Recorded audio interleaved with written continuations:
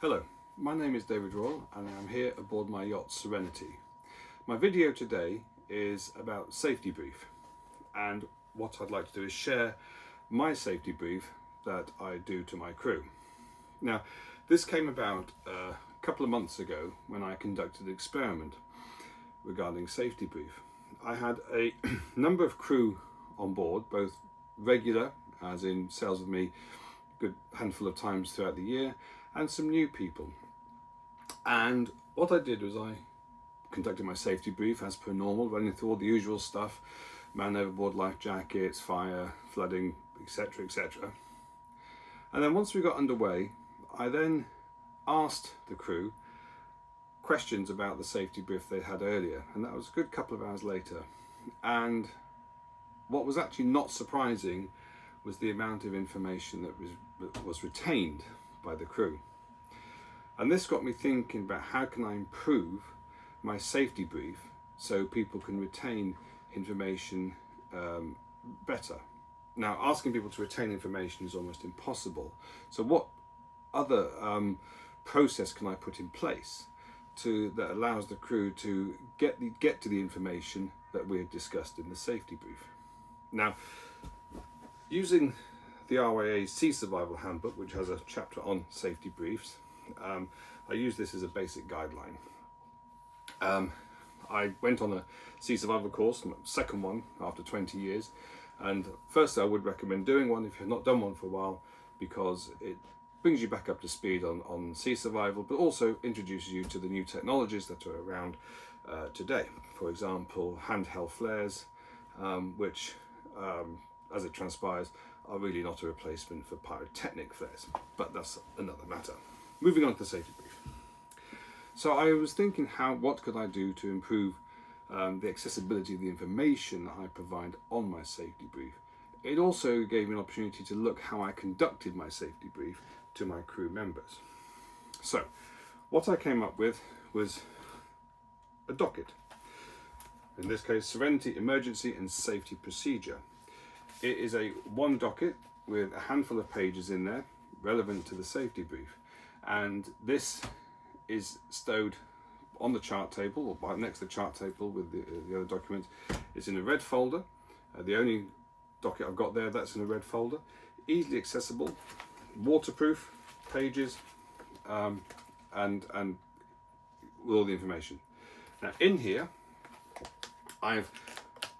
what I believe is I've put it in a very order of importance, should we say. So the first thing that's on page 1 is the VHF emergency procedure. On page 2 I have the DSC procedure. Page 3 I have where all the hull valves are in a diagram of the boat. Page 4, more diagrams of the boat. This one, emergency exits, the emergency equipment down below, and the emergency equipment on deck. Moving on, I have stronghold points around the boat, exterior. I then have my actual safety brief notes here for when I run through it. I have a checklist of when going to sea and coming back. And then finally, not so much safety anymore, but more interest, I have the boat's information. So its dimensions, height, mast, etc., length, water length, etc., its category. And finally, moving on to another couple of boat facts. Also towards the end, I have a document that outlines particularly any medical conditions I might have, just in case I become incapacitated and emergency services need to know if I have any allergies. It also contains spare sheets that could be used for any of the crew on board. So that is what my safety brief docket contains. Now, in terms of the actual safety brief process, what I've done there is I've categorized into 2 parts and then subparts below that. So starting down below, so when we get on board, we're usually down below making a coffee or a tea or something, everyone getting ready to go to sea, putting on necessary clothing, and so here's a good place to start the safety brief. Again, within these categories I have subcategories, of which again I hope is in a more orderly fashion that's important. So down below, getting ourselves ready, first part of the safety brief is discussing or basically outlining this folder, where it's stowed, what's in it, and the fact that it's accessible to anybody, anytime, to go and read and familiarise themselves with it. On completion of that, we then have a quick chat about nominating a second in command. In other words, if I become incapacitated, who's going to take charge? What you don't want in a situation is there to start being a conflab or argument about who's going to be taking charge. So clarify that to the next best appropriate person. I will then go into a quick outline of what the passage plan is for the trip. Moving on from there, we then go into the radio and EPIRB. Basic operation of the radio, not into finite detail about how the radio works, but particularly how the handheld works, how to speak, and how to hit channel 16. Also, where the DSC button is and exactly what to do there. Again, the person in charge can refer back to these notes, which has all the relevant blurb when you're doing a Coast Guard call, with the boat's call sign, etc., and the name, etc. And then, of course, the DSC instructions as well. When it comes to the EPIRB, again, I will determine where the EPIRB is physically located and the fact that the EPIRB has instructions on how to operate, because people are not going to retain exactly how to operate the EPIRB if you tell them there and then. Moving on from there, I go on to first aid, where the first aid locker is. In this case, it's actually behind me here, and it's in there along with the first aid manual, as I suspect that'll be one of the first books they'll go to in case of an emergency. Moving on from first aid, we then go on to fire and gas, location of the fire extinguishers, and roughly how they operate. Now, again, people won't probably retain about all the fire extinguishers, particularly the one in the engine bay and the ones dotted in various cabins, but also quickly explain that they have instructions on them when it comes to use. One thing I did learn on my sea survival about fire extinguishers was the fact that a fire extinguisher has a very limited capacity, and it's more designed about giving you a safe gangway out of the boat. If you have the opportunity to fight the fire, added bonus. Including the fire and gas is the use of the cooker. Now, if I'm only out for a couple of hours, I probably would skip that because it's unlikely that anyone's going to use the cooker, and probably myself to make the teas. But if it's longer, then how to use the cooker and where the gas isolation valves are. From there, we go on to toilets and seacocks. Now, you could say, is toilet a safety procedure? Yes and no. Most people, particularly if they're novices, don't know how to use a sea toilet, manual or electric. And even some of the electric ones are quite confusing because they have multiple buttons that do multiple things. As my seacocks, most of them actually inside the heads, I will open the locker underneath the sink and show them what a seacock looks like and the basic operation of a single seacock. What I won't do is tell them where all 12 are, because again, it's actually in this manual. They will not retain where all 12 are. I'll probably tell them roughly where they are, but when I did my experiment, the only ones that everyone remembered were the ones that were in the heads.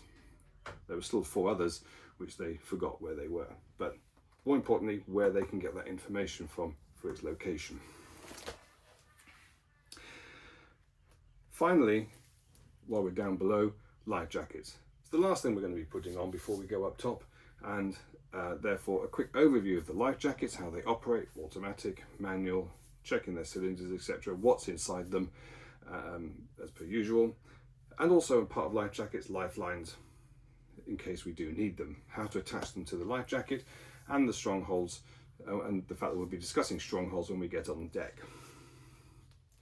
That ends the safety brief down below. I then move up onto the on deck. Now, as we've just been discussing life jackets, I'll then go straight into deck safety. The anchor points, particularly with lifelines, but also other anchor points that can be used around the deck. In addition to the jack stays, there will be anything that you can hold on to, not just for your lifeline, but physically hold on to. I know that some new crews that come on board, or people who've not sailed before, get worried about what they can grab hold of.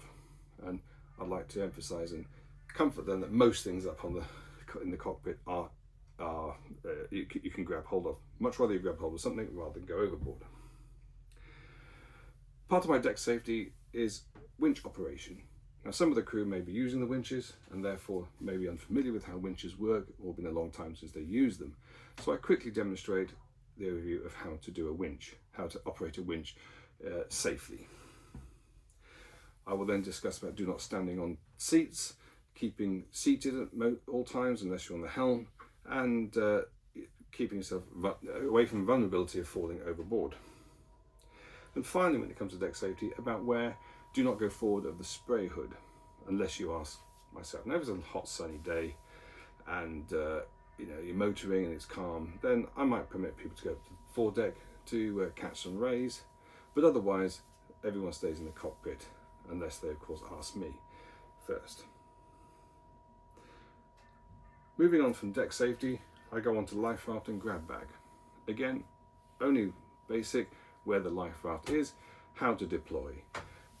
And in terms of the grab bag, where the grab bag is located, and fundamentally get it before going in, collecting it before we go into the life raft. Now, I don't go into the details of what's in the grab bag at that point, because again, it's unlikely that they will retain that information, but what's important is where it is and to grab it. Flares, a bit like the grab bag, where are they located? And also inform that the instructions on the flares are there for you to use if necessary. Showing the flares individually at that point is again pointless, I feel, as the information will not be retained. Describing which flares for what job, again, it's unlikely they will retain that information. Finally, as part of my safety brief, is the man overboard. The last thing while we're on deck. How we raise them, how we conduct a man overboard. If someone goes over, first thing we do is shout, raise the alarm, and point to the individual. We will then explain deploying the horseshoe and the down buoy and the safety equipment on the back end of the boat, and then the process is quickly run through the processes. I start the engine, if the opportunity arises, stow the sails, and get back to the man overboard. And of course, amongst all that, radio the Coast Guard, which again, if someone is unfamiliar, they can go back to the page 1 of this docket, which describes how to use the radio. And that is my safety procedure here on Serenity. But the key thing for me is having this accessible, that your crew can pick up and have a look at and peruse while we're on passage, so it doesn't need to only be looked at the point of the emergency. Of course, the key thing is to remind people to put it back where they found it and not to take it into their cabins. So it is always at the chart table, ready available for when somebody wants to look at it. And that is how I conduct my safety brief here on Serenity. I hope you found this video useful, and thank you very much.